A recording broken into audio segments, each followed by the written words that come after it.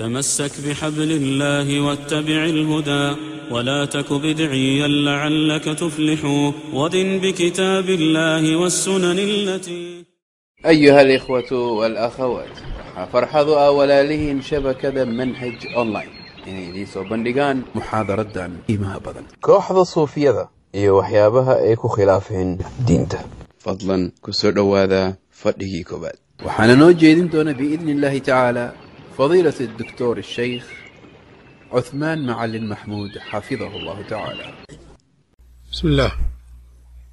إن الحمد لله نحمده ونستعينه ونستغفره ونعوذ بالله من شرور أنفسنا وسيئات أعمالنا، من يهده الله فلا مضل له ومن يضلل فلا هادي له، وأشهد أن لا إله إلا الله وحده لا شريك له، وأشهد أن محمدا عبده ورسوله. أما بعد، فإن أصدق الحديث كتاب الله، وخير الهدي هدي محمد صلى الله عليه وآله وسلم، وشر الأمور محدثاتها، وكل محدثة بدعة، وكل بدعة ضلالة، وكل ضلالة في النار. انت كذب firqada الصوفية la yiraahdo yaan xoogaa ka taaban doonaa haddii alla yiraahdo. qasadkuna wax kale ma ahan, waa in wixii iyaga ka tirsanna ay ku intifaacaan haddii alla yiraahdo kelmaddan. dadkii aan weli ku biirinna alla uu ku anfaco oo ay sabab ugu noqoto inay ka badbaadaan.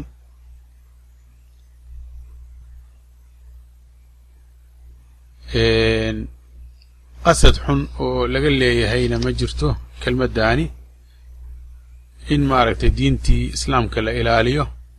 oo sidii ay ku taagnayd wakhtigii rasuulka sala allahu aleyh wasalama lagu ilaaliyo yaa maqsuudku yahay, wax kale ma ahan. oo alla wuxuuna faray inaan mid ahaano, oo alla wuxuu yidhi wactasimuu bixabli illaahi jamiican walaa tafaraquu. xarigga alle qabsada idinkoo dhan, ama xarigga alle oo dhammaystiran qabsada, oo diintii qaarna ha qaadanina qaarna ha ka teginina. walaa tafaraquu, hana kala teginina. haddii diintii qaar la qaato qaarna laga tago, tafaruq baa imaanaya, ila qolaba qaar bay ku dhegtay.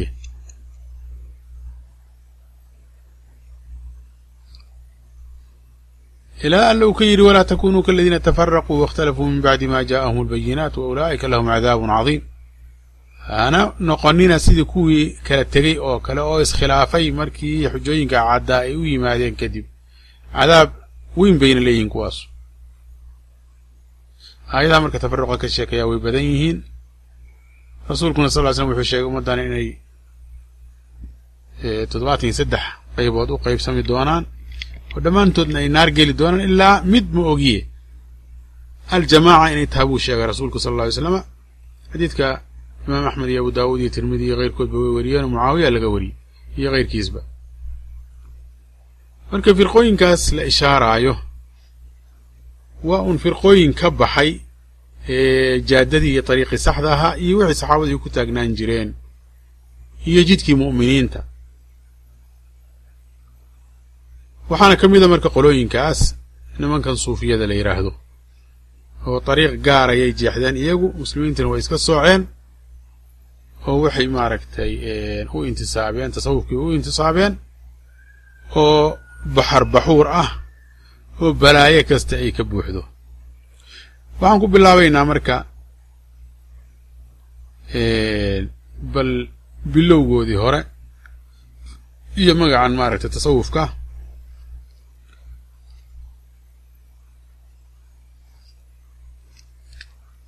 magacan marka tasawufka ah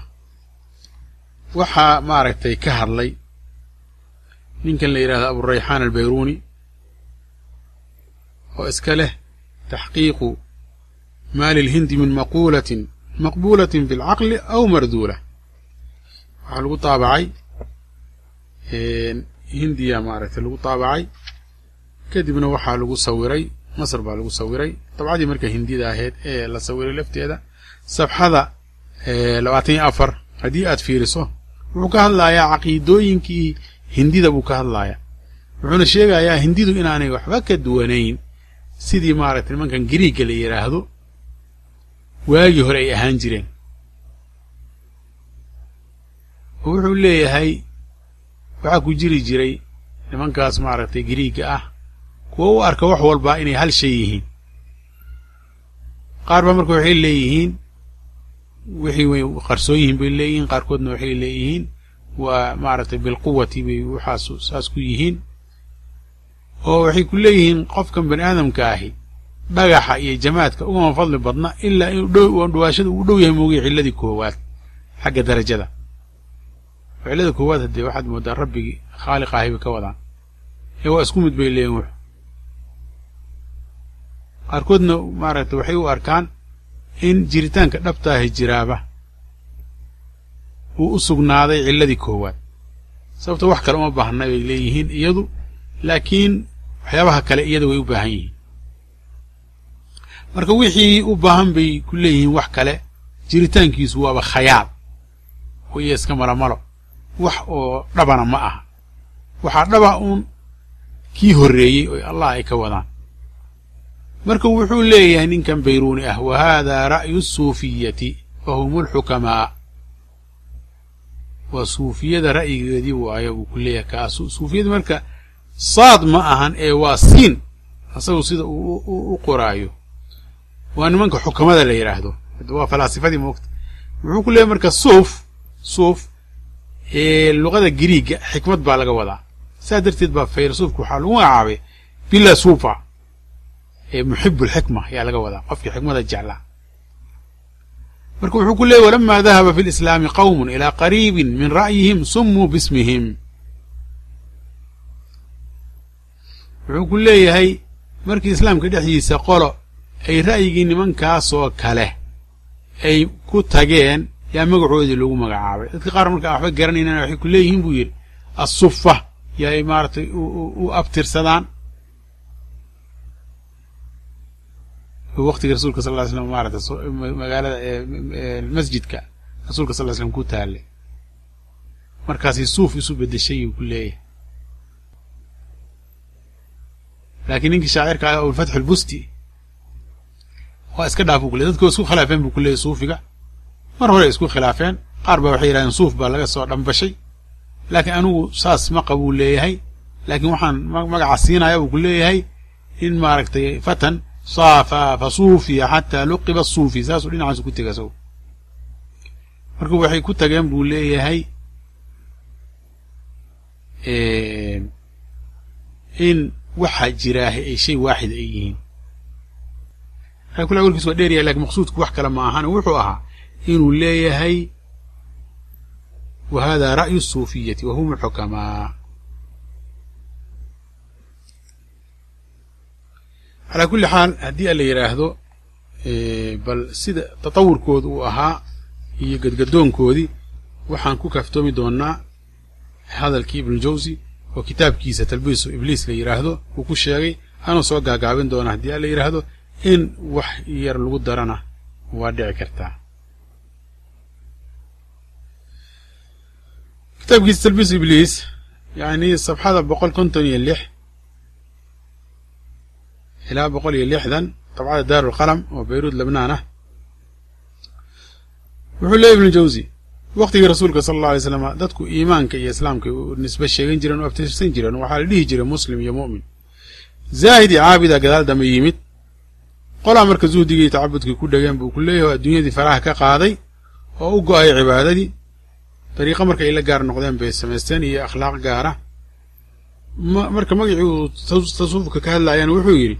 magacan wuxuu soo baxay buu ku leeyahay aduu 200 oo sano intaan la gaarin ka hor markii ay marka tasawufkaasi waxaas ay ku hadleen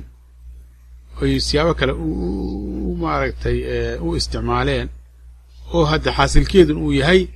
in laga wado tasawufka in nafti la layliyo oo tabiicadii bani aadamka lala jihaado oo akhlaaqdii xumeed laga soo leexiyo oo akhlaaqdii wanaagsan lagu taago oo ah maaragtay zuhdi iyo xilmi macnaha waa dulqaad iyo sabar iyo ikhlaas iyo run iyo wax noocaas oo kale ah oo lagu kasbado ammaan adduunyo iyo ajar aakhiro saasaa marka kuwii hore ahaan jireen buu ku leeyahay markaasaa ibliis maaragtay wax isaga dheehay buu ku leeyahay kuwii ka dambeeyo ayaga raacayna talbiis kale uu ku sameeyey uu ku leeyahay marka waqtigu sii fogaadaba damaca shaytaanku waa sii bataa buu leeyahay markaasuu kuwii dambeeyey ugu qarnigii 6 buu asagu noolaa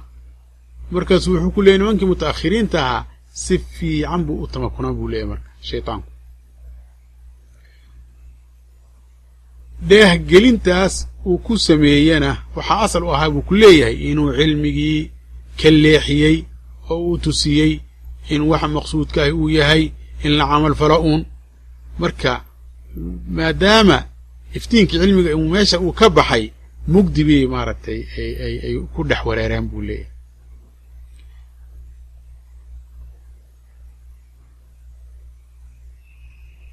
markaasi waxay u arkeen in qasadkuba uu yahay in adduunyadii faraha laga qaado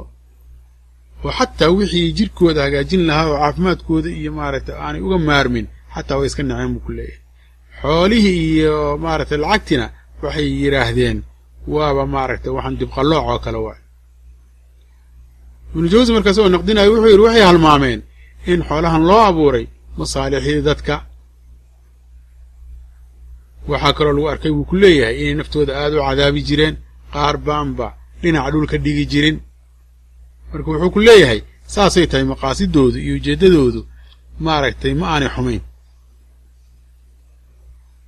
qaarkoodna cilmi darradiisa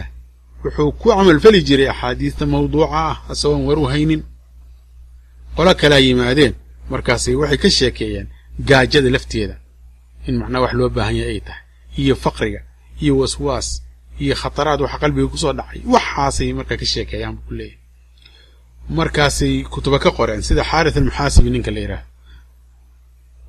haddii aan wax yar ku dara meeshaasna xaarith almuxaasibi waa ninkii imaam axmed uu yidhi ha laga haajiro oo dariiqada kullaabiyada yuu maaragtay ku dhaqmi jiray waa tilmaamaha alla qaarkood diidi jira gaar ahaan sifaatul afcaal kuwo kalaa marka yimid buu leeyahay ibnu jawzi madhabkii tasawufka xoogaa marka way tahdiibiyeen buu ku leeyahay way habhabeeyeen waxay ku gaar yeeleen marka tilmaamo maaragtay lagu yaqaano lagu aqoonsado oo ah maaragtay dhar gaara in la qaato in maaragtay wax nashiidooyin lagu sheega oo heeseesa oo kale la dhagaysto iyo in maaragtay wajdi la sameeyo iyo hilow iyo wax noocaas oo kale ah iyo ciyaar iyo boodbood iyo sacbin iyo wax noocaas oo kale ah waxay markaa ku dadaali jireen nadaafadda iyo tahaarada hawshu waa sii socotay buu ku leeyahay shuyuukh kastoo yimaadaana waxay samaynayaan buu ku leeyahay waxyaabo gaara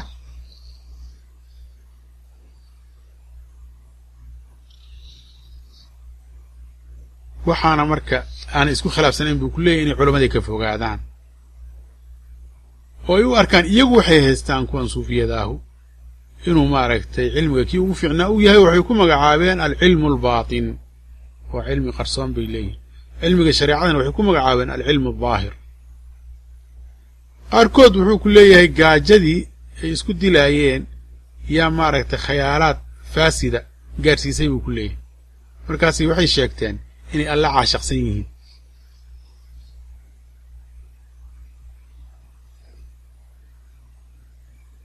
marka waxay u dhexeeyaan buu ku leeyahay gaalnimo iyo bidco dadka noocaas oo kale ah kadibna haddana dariiqadii waa sii bateen buu ku leeyahay markaasa caqaa'idoodii ay faasid noqotay buu ku leeyahay waxaa nimankaa ka mida buu ku leeyahay nin leh alle wuxuu dhex galay khalqigiis qaarna waxay leeyihiin maya ma dhex gelina waa la midoobay bay leeyihiin masalaasna haddii alla yidhaha waan ka hadli doonaa markaan inxiraafaadkooda aan sheegayn inay wax baatila ay tahay oo xataa caqli ahaan aan maaragtay aanay suurtoobaynin waxaan la leeyahay xuluul itixaad ibnu jawzi wuxuu leeyahay kama zuulin ibliis inuu maaragtay ku waalaayo bidcooyinkii kala duwanaa ilaa ay ayagu samaysteen buu ku leeyahay sunnooyin u gaara nin abu cabdiraxmaan asulami la yidhaahdaa yimidoo wuxuu u qoray kitaab uu ku magacaabay assunan yani waa sunnooyin suufiyada u gaara kitaab axqaaqi tafsiir la yidhaahana waa uu maaragtay qoray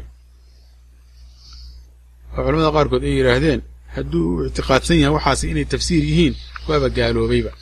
macnaha tafsiir qur-aanka tafsiirkiisi baa la taxriifinaya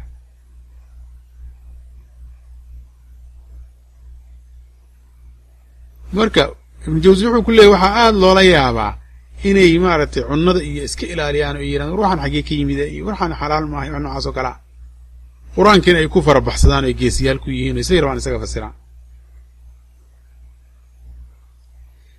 sanadkiisibu wuxuu uga werinayaa shiikha la yidhaha maxamed bin yuusuf alqataan wuxuu leeyahy abu cabdiraxmaan asulami waa kaa suufiyada kitaabka u qoray ma og tahay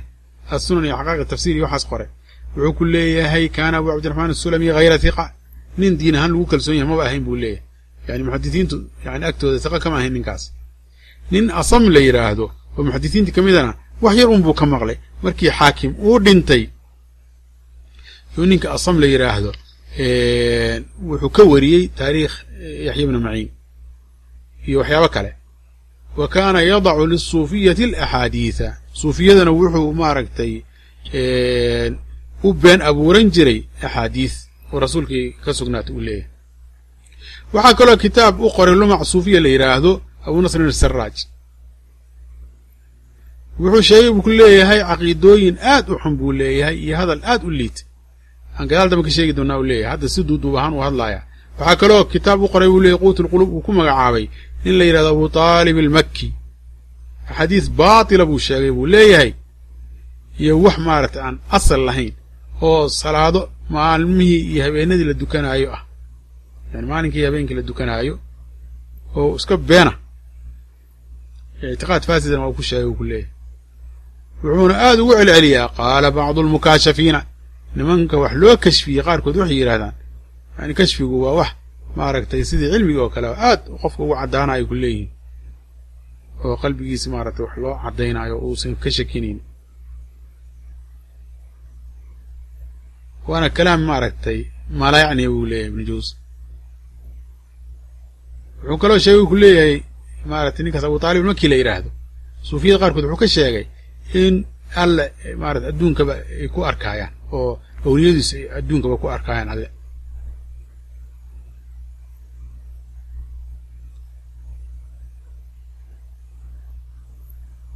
adoo calaa kulli xaal hadalla marka aada u liita yuu maaragtay ka soo naqlinayaa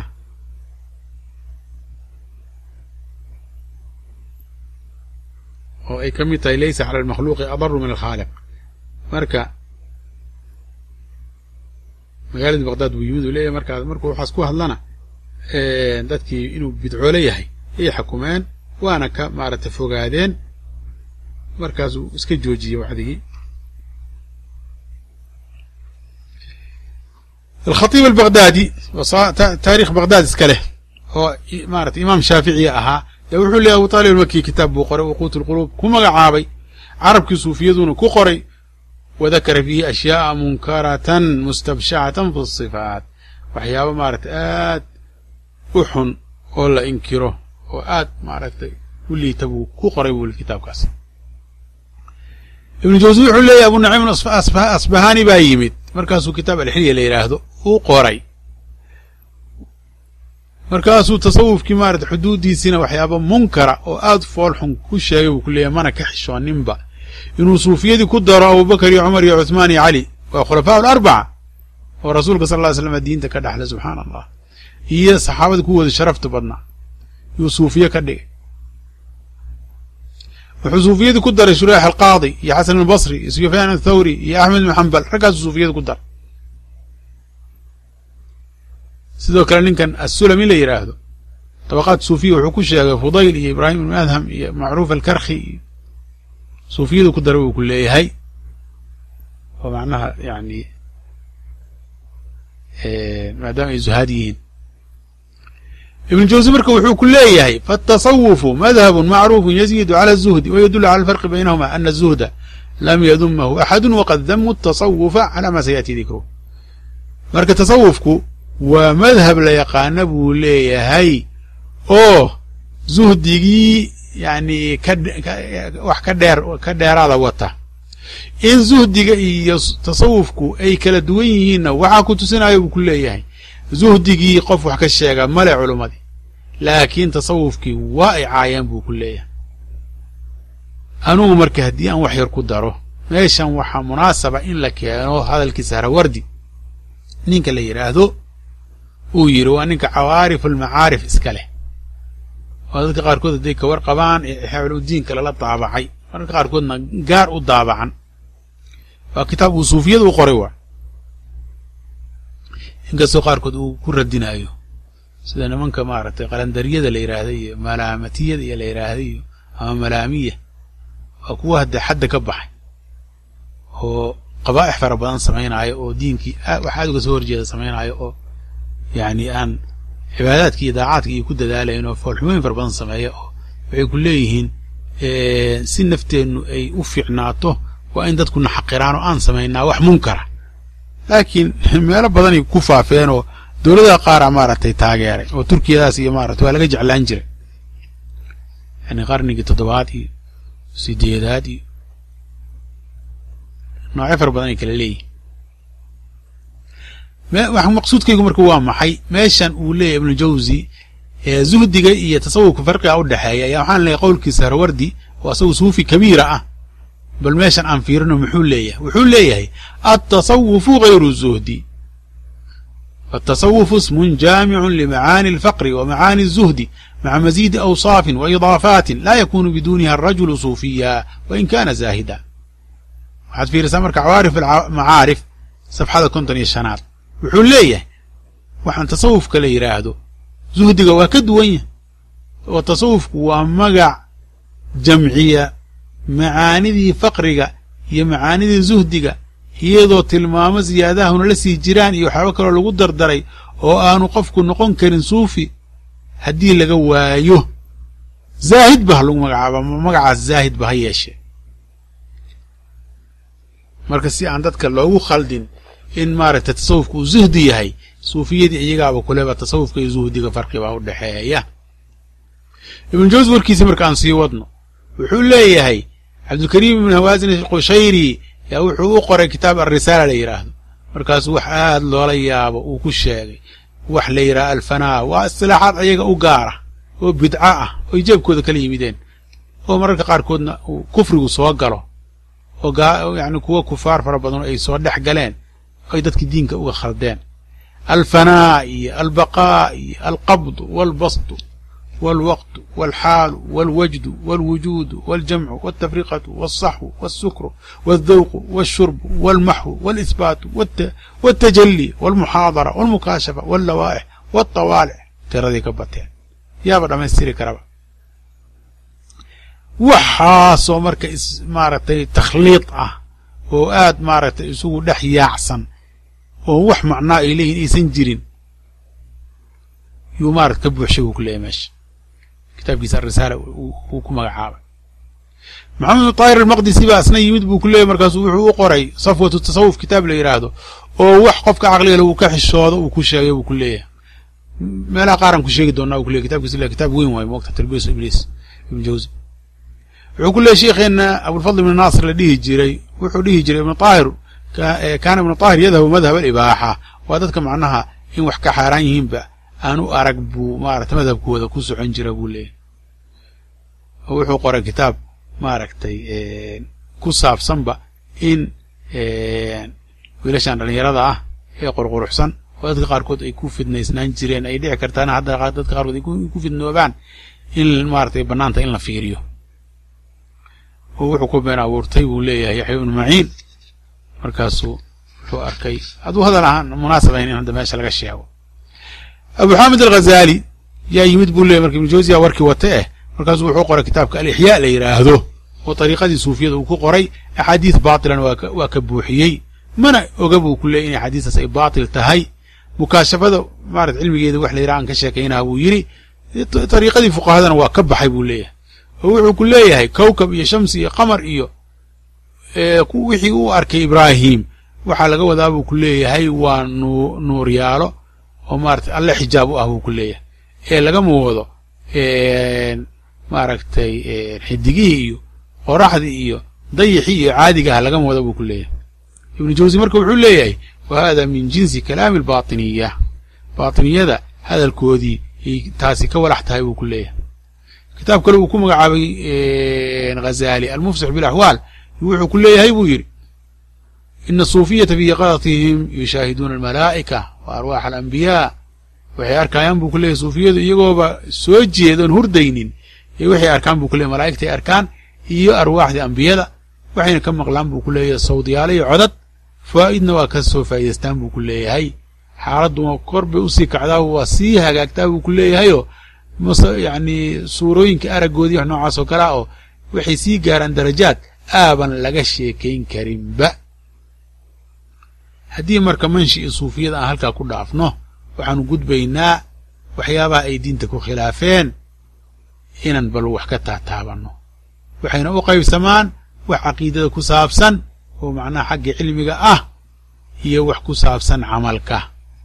taasna haddii alla yiraahdo aan wax ka taabanaynaa انتنا كل منه فدغان حيغا waxaan idinkaga tegaynaa bixifdi illaahi tacaala wa ricaayatih wa aakhir dacwaana an alxamdu lilaahi rabbi alcaalamiin wa sala allahu wasalama calaa nabiyina muxamed maca taxiyaati ikhwaanikum fi shabakati manhaji online